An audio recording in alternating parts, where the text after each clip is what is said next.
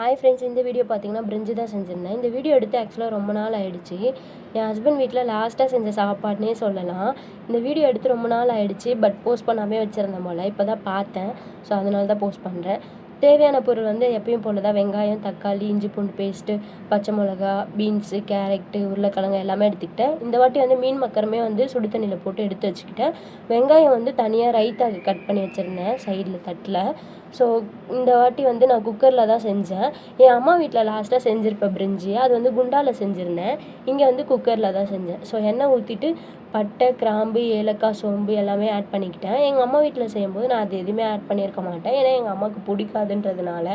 இது வந்து எனக்கும் என் ஹஸ்பண்டுக்கும் அப்படின்றதுனால நான் எண்ணெய் ஊற்றி எல்லாமே ஆட் பண்ணிட்டேன். ஸ்பைசஸ்லாம் ஆட் பண்ணிவிட்டு அதுக்கப்புறமேட்டு வந்து வெங்காயம் போட்டு நல்லா வதக்கிட்டு, என் குரல் கொஞ்சம் ஒரு மாதிரி இருக்குது, கோல்டு, கொஞ்சம் அட்ஜஸ்ட் பண்ணிக்கோங்க.